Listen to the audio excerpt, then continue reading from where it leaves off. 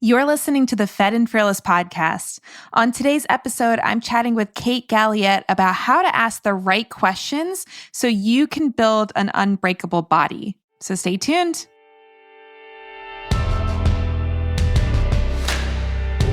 Welcome to the Fed and Fearless podcast. I'm your host, Laura Schoenfeld, a registered dietitian, nutrition business coach, and online entrepreneur with over 10 years of experience in online business. And I'm here to show you everything I've learned about creating a life and a business that nourishes you.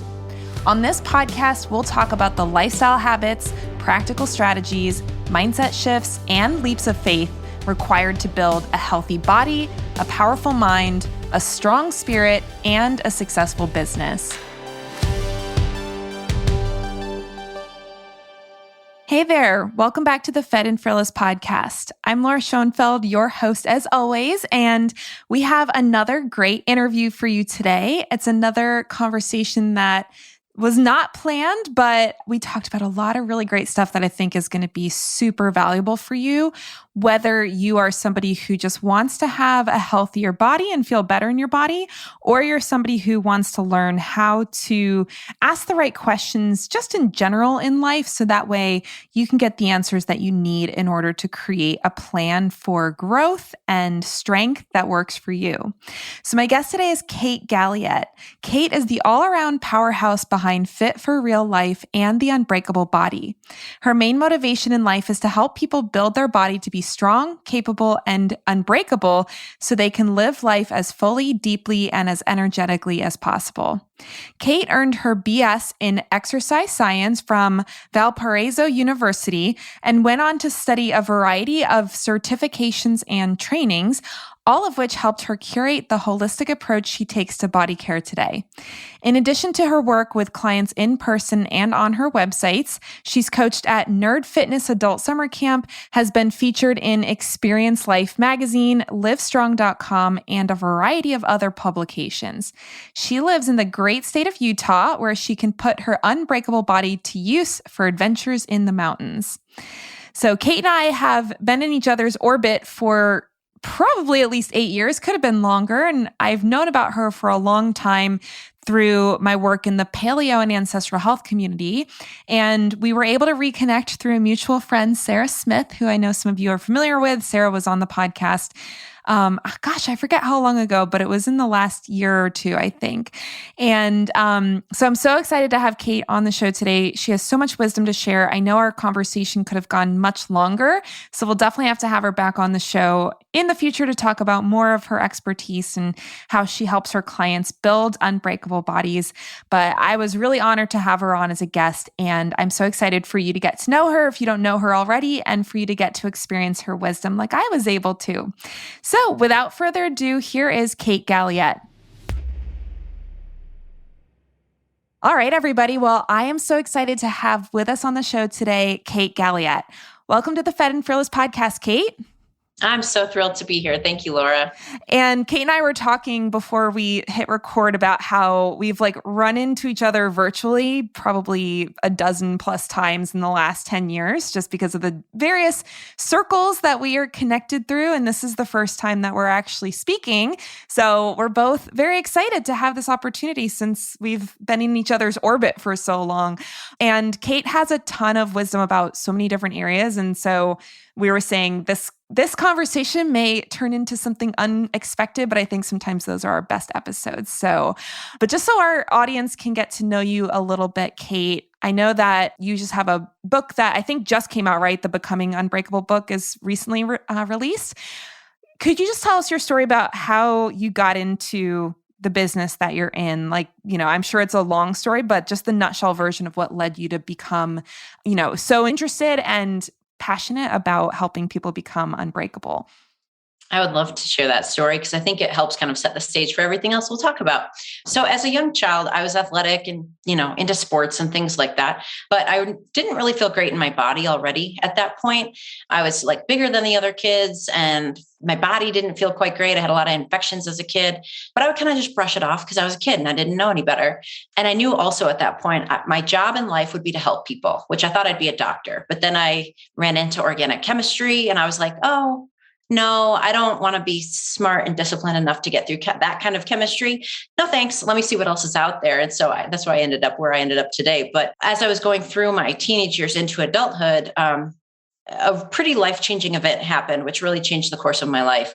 When I was 17, my dad died, and it was very tragic. And that was the first time I saw someone's actual too late moment, where it's no longer possible to change because you're dead and that's it. So that was really kind of world shifting for me. And I didn't realize it yet at the time, how world shifting it would be for me.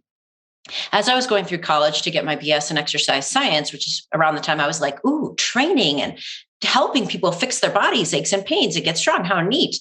I was realizing just how broken down my body was. I mean, even being athletic, I was still constantly injured, always developing infections, always having asthmatic type issues where I couldn't breathe. And just, I was very unwell and full of dis-ease, I would say. At the same time, doctors that I would go see for this were telling me, well, that's just the way you are. And I was so confused by that because I grew up hearing I can do anything. I can be anything I want to be. And they're telling me this disgusting, awful way of feeling is how I am. And that just didn't sit well with me. And I was really worried that they were right. I was really worried that all the adults I'd seen who slowed down, stopped doing the things they love, really just became sedentary, like life was just pretty small for them at that point. I was worried that was my fate too. And all of this was coalescing together, and I was really worried. And then one day something just hit me in my head, like, wait a minute, it can't be too late for me. There's no way I have to become like this adult because I've actually seen too late. And this ain't it. I'm not dead. So that can't possibly be too late for me. And so I had that nugget in my head, and that started to grow into something. Around the same time, I had the first 2 personal training clients that would really change my life as much as I would change theirs. They were older adults. I talk about them in my book who had this same belief. They were like, I don't care that I'm 50 and 60 between the 2 of them. I want to live my life. I want to do marathons. I want to play with my grandkids, go on hikes in other countries, summit Mount Kilimanjaro in Africa. Like, I want to do stuff. But they didn't know how to make their body capable of that. And I didn't know that it was possible to do that. And the 2 of us together created some magic because I could share my expertise about bodies. They could share their inspiration of how, just by being them. And that completely changed my life. And from that point forward, what I now call being unbreakable, started to develop all of these things that I was like capable, strong, resilient, be able to say, it's not too late for me. I'm not too old to do that. Nothing can stand in my way from this. And so over the years, not only did I develop a training style that supported this, but I developed a lot of ways to view the world and interact with your world that support this, because the world is not going to stop telling you that you shouldn't do stuff. There are always going to be people who are like, what are you doing? You're 40 now. Maybe you should slow down. You've had 5 kids. You're kind of busy in life. What are you trying to do what are you trying to get at here by being a runner on top of having a busy job? There's always going to be someone telling you it's too late. You're too old. This is too hard for you. And I'm here saying, no, it's not. Here are all the things you need to do to change that path for yourself and become better at 50 than you were at 40, better at 70 than you were at 50. And now thousands of people have done that with me. And that's what I share in my teaching and in my book.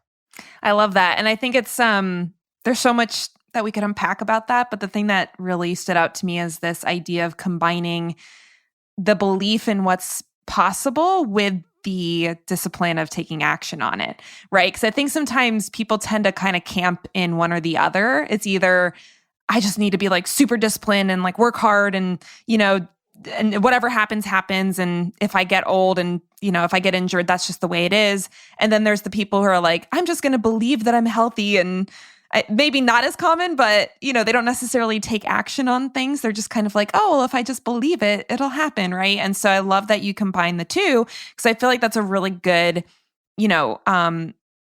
way of living in general, where you're combining that belief that you can do things differently, that things don't have to be a certain way, with the desire to explore, okay, so if I don't want things to be the way that they tend to be for a lot of people, what do I need to do differently so that that doesn't happen? Because, a lot of times the work that it takes to get there is not the sexy, like, stuff that people necessarily want to do, but it's the stuff that actually makes the biggest impact and also creates the outcomes that the person wants.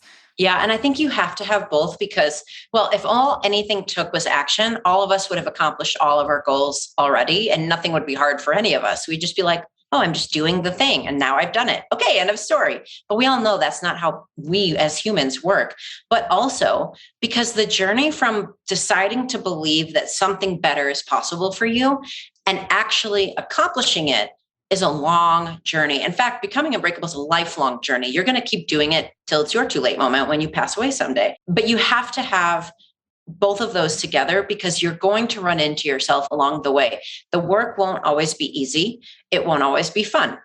There'll be times where you hear people and messages that tell you you're wrong for believing what you're believing. And you have to be willing to like go inside and say, is that really true for me? So for example, I was the person who was getting in my own way as I went from broken, full of disease, unhealthy person and deciding I'm not going to listen to those doctors anymore. They're not right for me. I need to find my path forward to what I am today, which is full of health, full of vitality, have healed so many health issues I was dealing with. I'm truly a different person and I'm fit and healthy and happy and all the other good stuff. But along the way, I had to face all my own stuff. So things like ignoring my body. So I was the person who's like, I will be disciplined no matter what. I will drag my body kicking and screaming through these workouts because that's what a disciplined person does. When really the kicking and screaming and injuries and pain was my body telling me, hey, there's something here you need to pay attention to. We need you to turn your attention this way now, maybe make some changes here.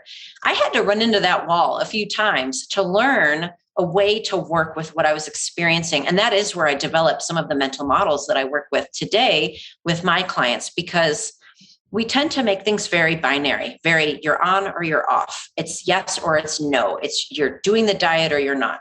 And that's just not the way bodies work. We can be working towards something. We can also have times where life throws you a curveball and you get totally thrown off. Maybe you can relate. Lots of us have had that. And then you're like, now what? How do I navigate through this without falling off the path completely? Make it work so that whatever curveball came actually becomes a positive for me that I can use to better myself. These are all things you'll have to do as you're on your way to becoming this better thing that you want to become. And you won't get there just with belief or just with action. You have to put the two together.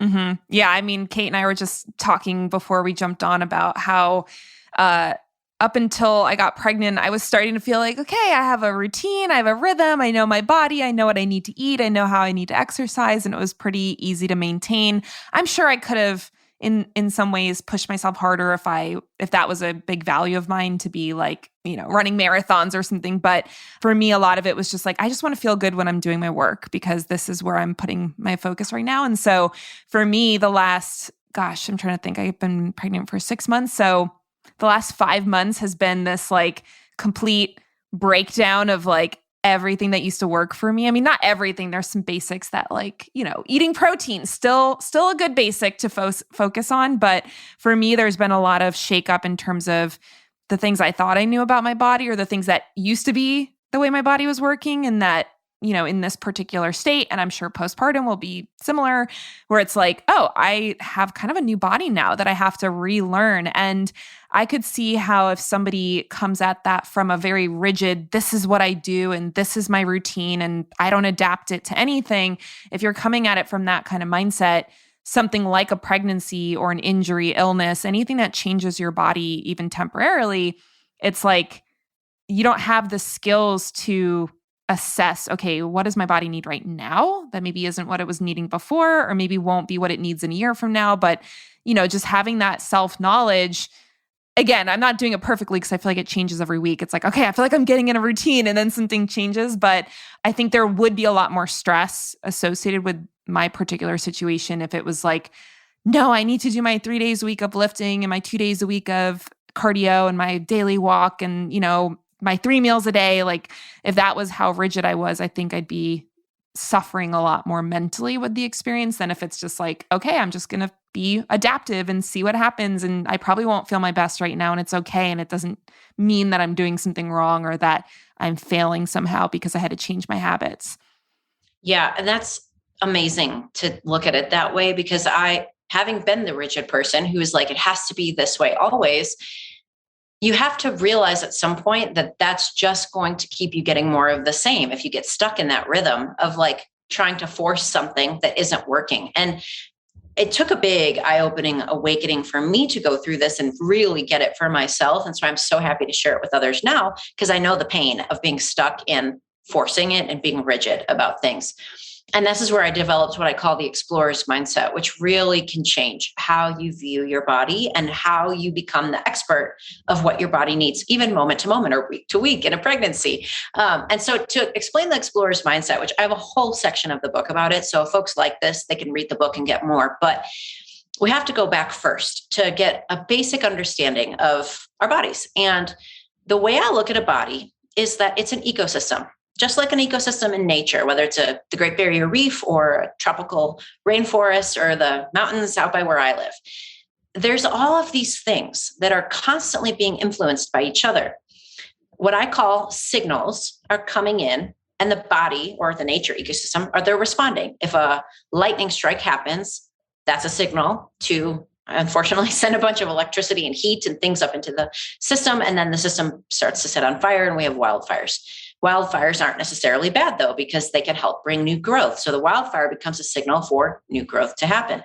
With human bodies, we are always responding to the signals that we receive. And those signals could be the caffeine that you drink. It could be how you sit in your chair. It could be the weightlifting workouts that you do, or the sun on your skin to develop a suntan. It can be all of these things, and we're always responding to them. This is the first most liberating part of the explorer's mindset, because once you realize, okay, my body's an ecosystem, it's a lot of stuff working together, that first lets you go, okay, that might mean that what I'm experiencing that I don't particularly love could be an outgrowth or a response of something that I need to turn my attention and try to figure out here. Okay, that doesn't mean that I'm bad because I'm tired today. It just means something's going on. I'm tired today. I could figure that out. Then, knowing that your body's always responding, you can start to become an explorer of your body. And I want you to think of being the first person to land on a planet that no one's ever been to and nobody else is ever coming to. And the planet's your body. You're the only person who's going to be here. And so your job as the explorer of your body ecosystem is to start looking around. You need to start collecting some data about what's here. Think of if you had to inhabit a new space. You need to figure out how to make life here hospitable. You need to figure out what's here that you need to get rid of because it's a problem. You need to figure out what's not here that you need to build, like perhaps mobility or fitness or digestive health. You need to figure out how to make what's here work in your favor so that you can cultivate a really rich life here, because you're not leaving. So you better make it good. So as an explorer of your body, you're going to start by looking around for the various responses that you're noticing and collect them like data. Like you would be saying, oh, the walls are gray of the room that I'm sitting in. The light comes from that window over there. You're going to collect all that data. Once you've started collecting data, then you can start doing experiments on that data. You can start saying, I don't love that my knees are hurting. Okay, I'm going to do an experiment on that. And I teach folks in the book how to theorize about what might help with that. But really, if you've done sixth grade science class where you learn the scientific method of setting a hypothesis of what you think might change the thing you're looking at, and then testing it and then seeing if it changed it, you can do experiments. That's essentially what it is. And so then you can start to look at, well, maybe my knees hurt because of the shoes I'm wearing, or I don't do any strength training. So maybe that's it. Or this person I talked to said that their knees got better from injections. Maybe I should look into that. And you go on this journey in doing that to not only learn a lot, but also to practice and see what works for you. This then helps you do the third part of the explorer's mindset, and that's curating a unique protocol of things that work for you. Because at the end of the day, Laura, you're an expert in a number of topics. I'm an expert in a number of topics. Someone might want our expertise, but that doesn't mean our expertise is a perfect match for that person. We are all slightly different. We also have different phases of life we're going through. And like you said earlier, what used to work isn't quite working the same anymore. And you have to figure out how to adapt that to make it work for you now. So as the explorer of your own body ecosystem, you can start to say, okay, everything I'm experiencing that I don't prefer, is not stuff that's because I'm a bad person or I'm unlucky or I'm old. It's a response to something. Let me collect a bunch of data about all this. Let me experiment on it. And then let me figure out what works for me. And I'm going to tuck that into my little curated list of stuff that I will return to in the future if and when my knees hurt again, for example. Mm-hmm. I have so many thoughts. I'm like, which one do I want to go on? Because I feel like there's so many different angles I could take. I feel like the one that comes to mind most prominently, though, is the question of why, and I feel like I maybe know the answer, but why do people struggle with this concept? Because I feel like our society, and probably more in the last couple of years than ever before, it's almost like we're taught to just not question things or to not do self-experimentation. Like I even remember, being in the nutrition space and people saying, oh, well, that's an N=1 experience. And it doesn't, that doesn't mean that that's actually true or anything. And I'm like, okay, I get that you can't apply, what works for you to everybody. I think, we can hopefully all agree with that.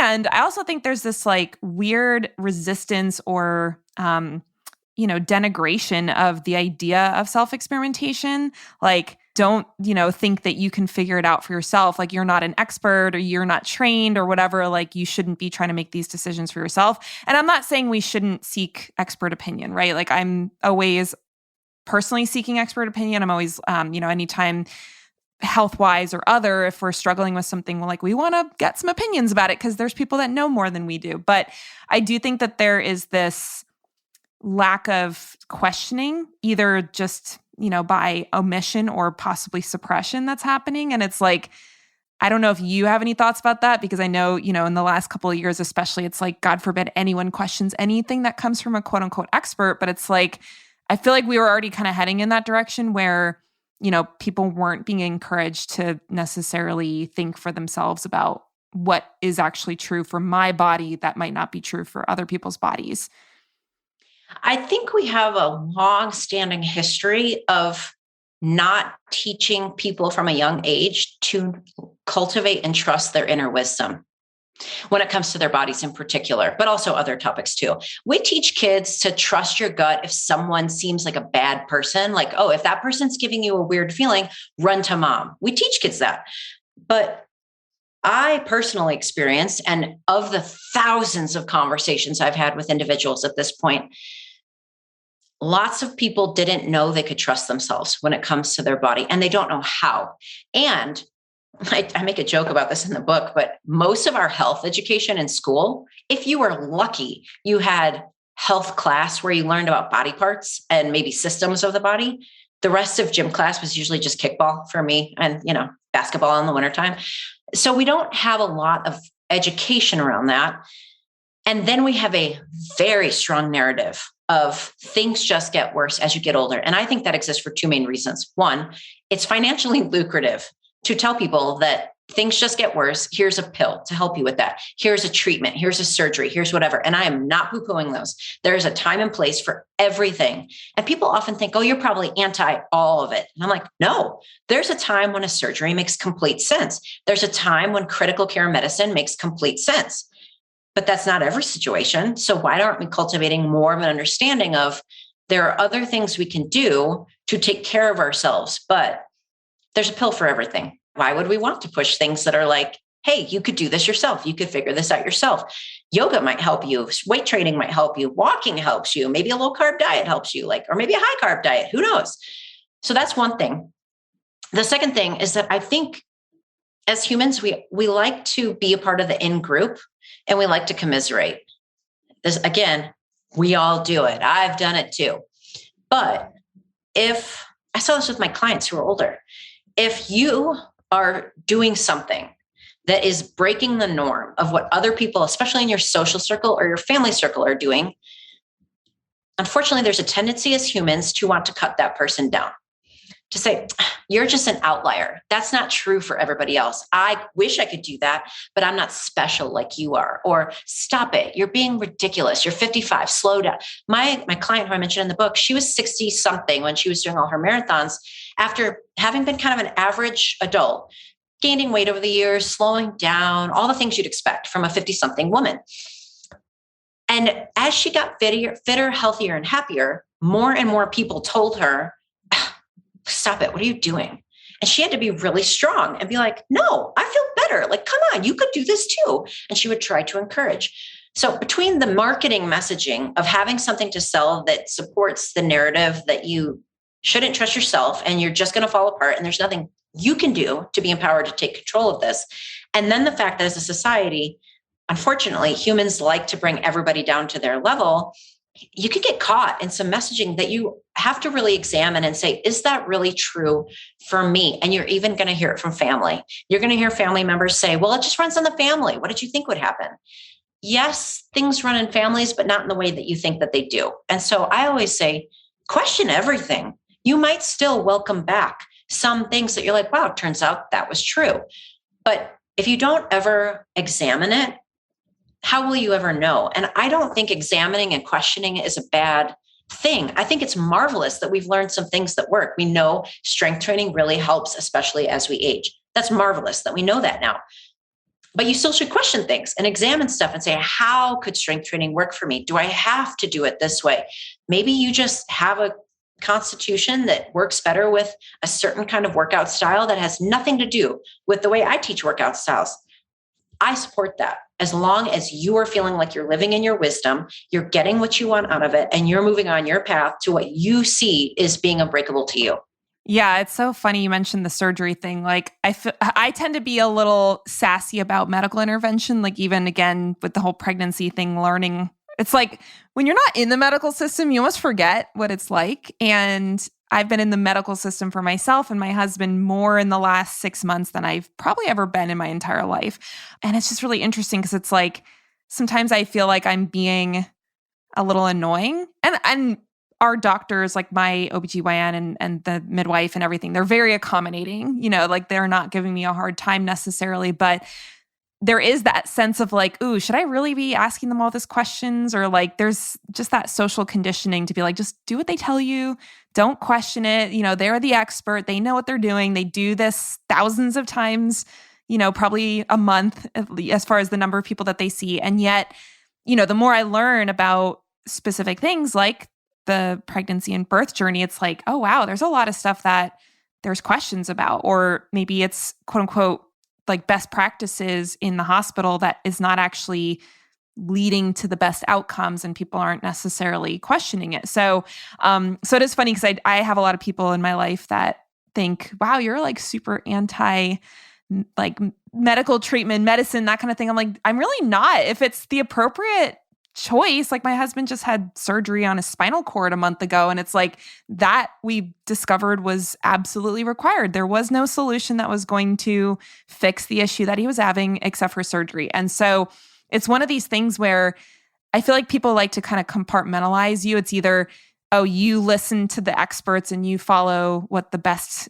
guidelines are from doctors and that kind of thing, or you're just this like total rogue anti, conventional medicine person that's just like rubbing dirt and sticks on you every time you have an injury or something. And I just feel like I wish there was, and hopefully there will be, I think conversations like this can help, but I really want to see this broader gray area of, okay, yeah, we can seek expert opinion and it doesn't mean it's wrong. There may be some times where it absolutely is right. And that is what you should do, but also cultivating that ability to question just to understand things better. Because sometimes I find in these medical appointments, there isn't a lot of informed consent being provided. It's just kind of like, well, this is what you should do. And it's like, okay, well, can you like tell me why this is what I should do? It's almost like just asking for more information is something that a lot of providers aren't necessarily prepared to deal with, because they probably almost never have people asking, why are you telling me to do this? Or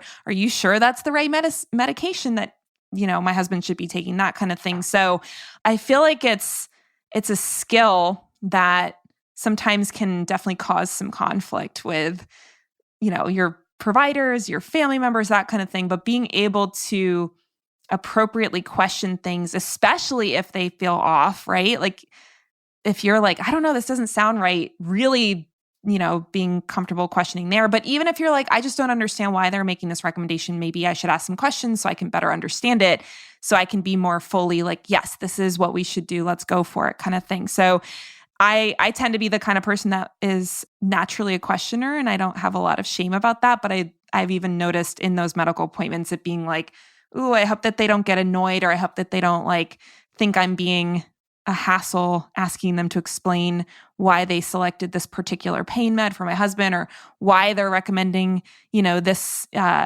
vaccine for me during pregnancy, like just wanting to understand why are you making that recommendation so that I can process it and decide, okay, does that sound like the right choice for me or for us kind of thing?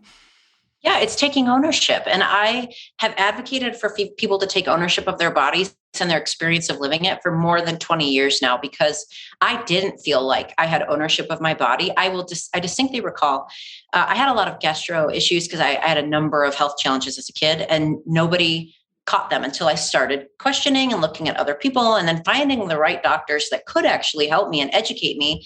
And then the doctors who did actually help me taught me things. And I talk about this in the book. The point of a teacher or an expert is not to make you dependent on them. It shouldn't be. The point should be to help you become wiser so that you can carry on your own with new critical thinking skills, new wisdom, new protocols that you know how to do, and when to say, wait, I'm outside of my depth here. I need to go back and talk to a professional again and get new expertise.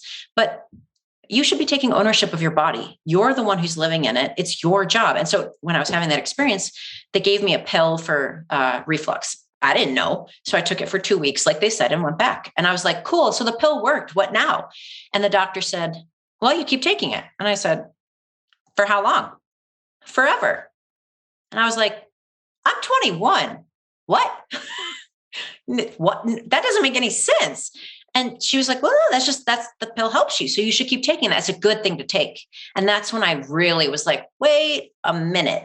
Why am I being put on a pill at the age of 21 that for the rest of my life sounds like a long time? So let me start doing some investigating here just to understand what the pill is for and why. And that sent me off down the journey. But in fitness, I can't stand it when people feel like they have no ownership over their body. They do things because they were told to do so, or because somebody on the cover of a magazine's like, you should be this size, or this is what I do, and look at how much fame I have, or how pretty I am, or how happy I am. Like, we're selling the dream to people, and people are thinking, oh, I'm supposed to go that way too. Yeah.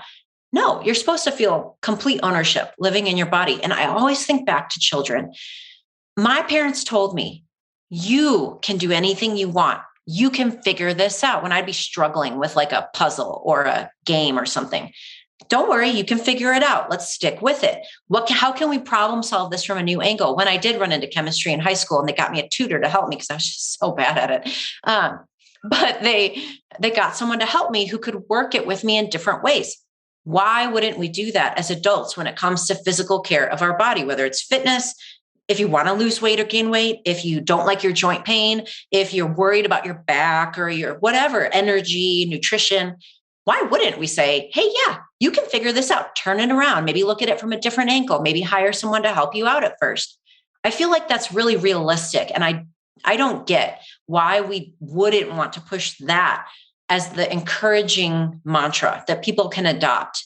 And in the book, I talk about like how to know when you should talk to an expert, because there are experts that can be so helpful. But if they're making you dependent on them, I highly question if they're really the expert you want to be listening to. Mm-hmm.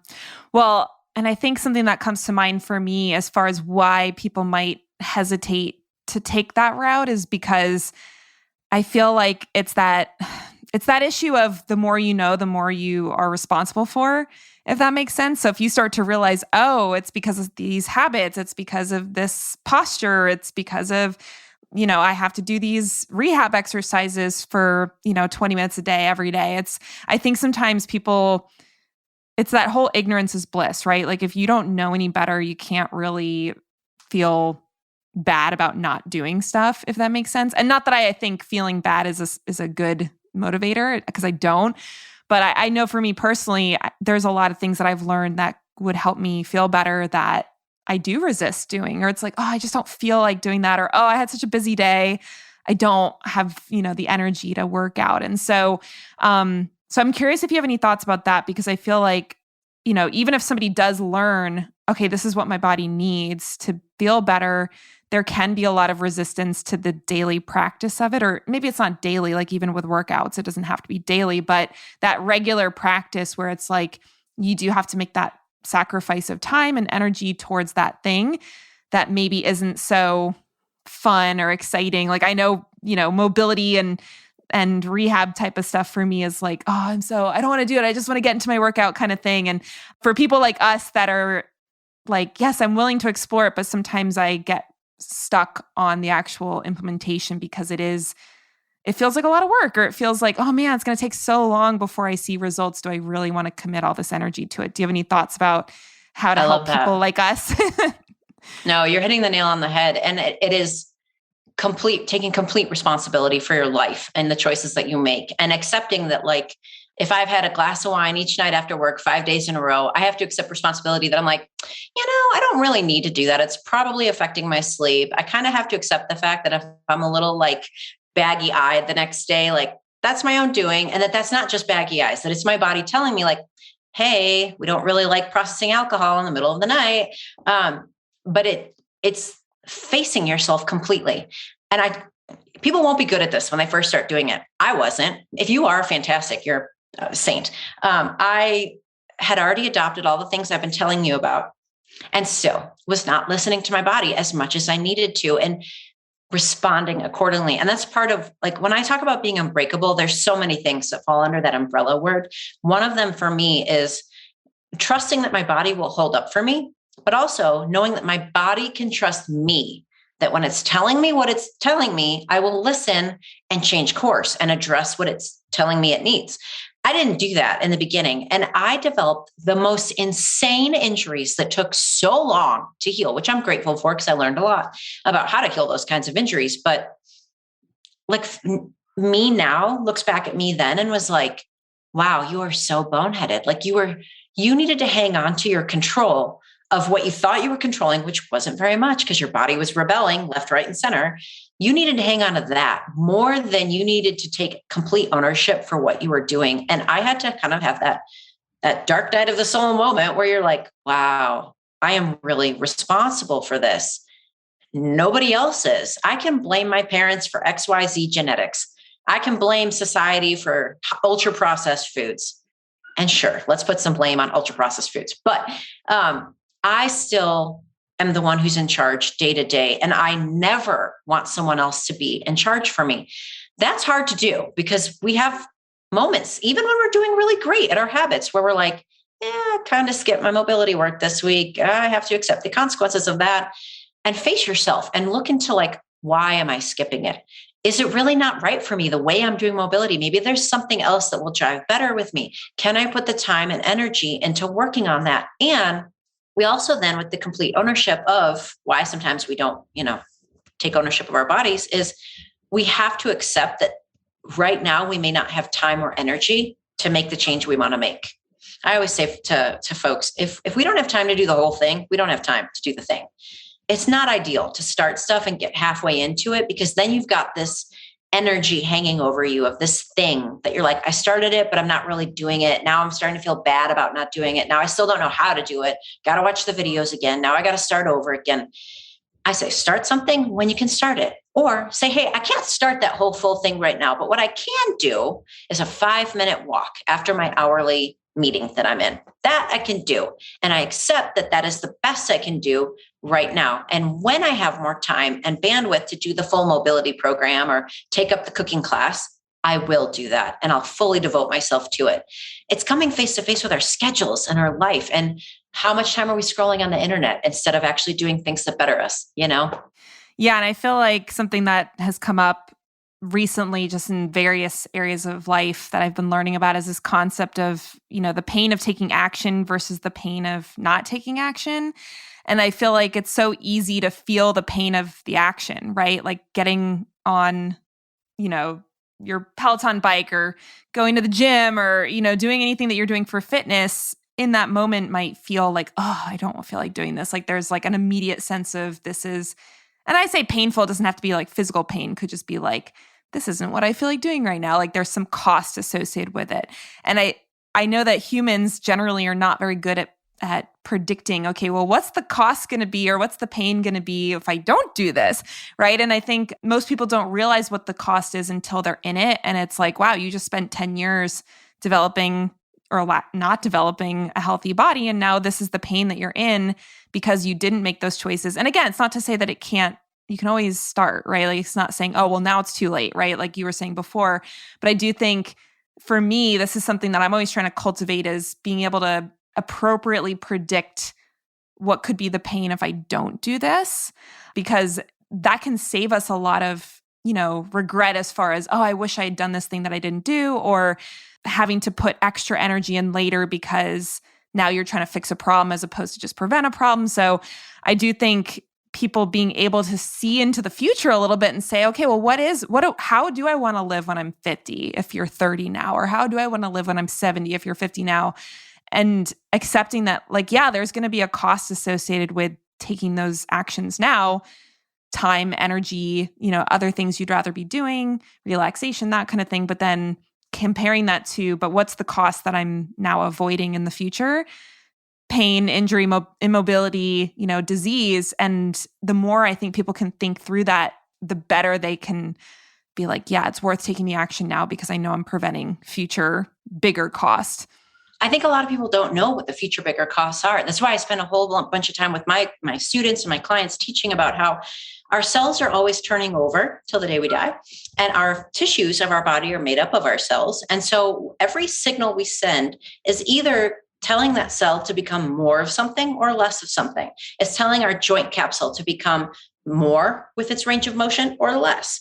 And so we can start to realize that every signal you send is creating a response. And that doesn't mean you have to be perfect and every signal makes you better. That's not the way life works.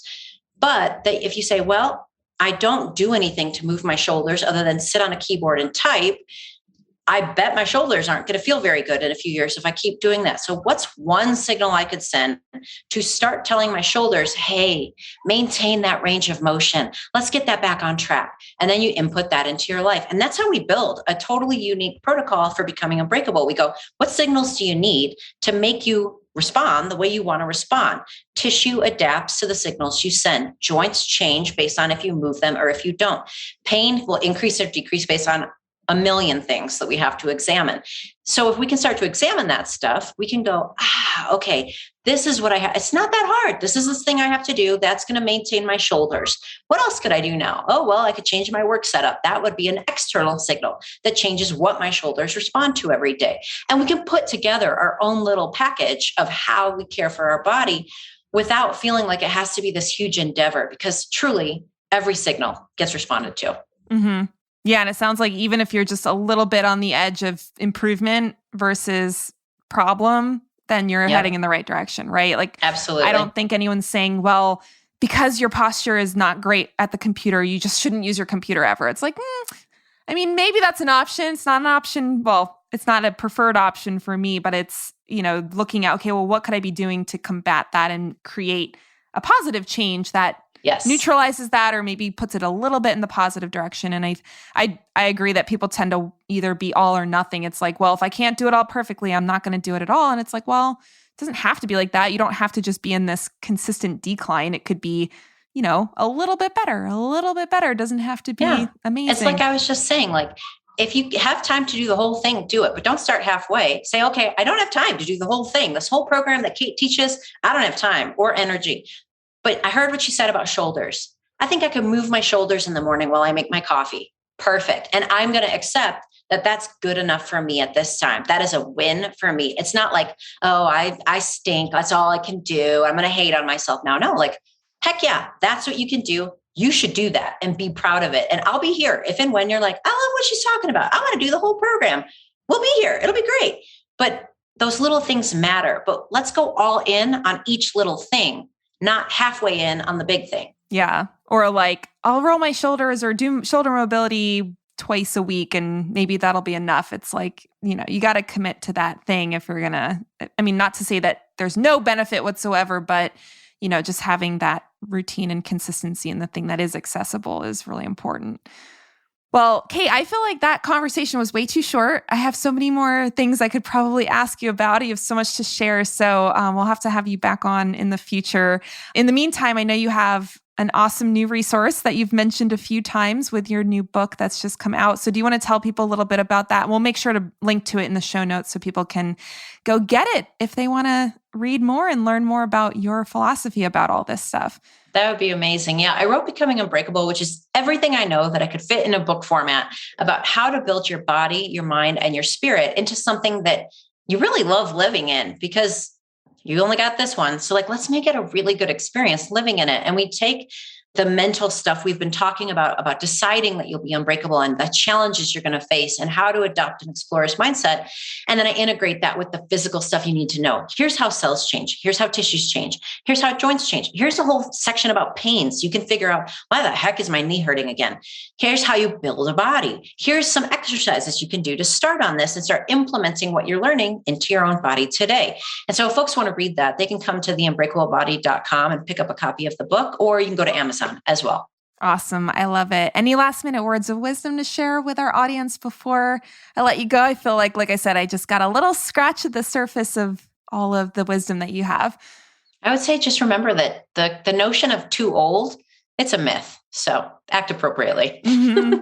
Yeah. And I'll even say, even with age, because I'm going to be 35 and I always feel like when I see other people who are in their mid 30s or, my husband's early 40s, and I'm like, oh man, we definitely don't operate like normal mid 30 and early 40-year-olds. But just with the medical stuff this year, kind of taking us both out a little bit. It's like, okay, got to remember that these circumstances do not all of a sudden change how we can live our lives or how active we can be. Yeah, it's a hiccup and there's some recovery work that has to be done, but just believing that it doesn't have to stay like this. It doesn't have to just be all right, this is our new baseline and now we're just living like this. So even if it's not an age thing, I think anytime something happens that might change how you feel about your body or the trust you have in your body, it's not permanent is how I would say that. It's not. So. You can take all of it and make it work for you. Awesome. Well, thank you so much, Kate, for coming on and sharing your wisdom. It was so awesome chatting with you. And like I said, I'm sure it could have gone for another hour minimum because you have so much awesome stuff to share. I love talking to you. Aww. I know. You're fantastic. I just love you, Laura. Thank you for having me. Well, thank you for coming. And thanks to all of you for hanging out with us. And we'll see you here next week on the Fed and Fearless podcast. Take care, everyone. Are you a nutritionist or dietitian struggling to figure out how much to charge for your programs and services? Maybe you've heard that as a nutritionist, you should just charge what you're worth. But this way of thinking can cause you to either undercharge your clients or work yourself into the ground trying to earn your worth. As a healthcare provider, you can't set up a pricing structure that forces you to sacrifice your own health and well-being in the name of your business and your clients. But I promise it doesn't have to be this way. When you download my free profit planning workbook, I'll walk you step by step through the 10-step process for determining the right pricing for your nutrition business. As a nutritionist, you have the power to completely change someone's life for the better. There's huge value in that, so it's time to stop underselling what you do. By following along with this worksheet, you can determine exactly what you need to charge to achieve your revenue goals with ease. I'll teach you everything I've learned about pricing from growing my own nutrition business to over $250,000 in revenue annually and helping other dietitian and nutrition entrepreneurs hit their first $10,000 to $30,000 months and beyond. To get your free workbook, go to lauraschoenfeld.com/profit, PROFIT, and grab your copy today, so you no longer have to wonder how to set the right rates for your incredibly valuable nutrition services. That's lauraschoenfeld.com/profit. It's time to make the money that you deserve as a nutritionist, and I can't wait to help you get there.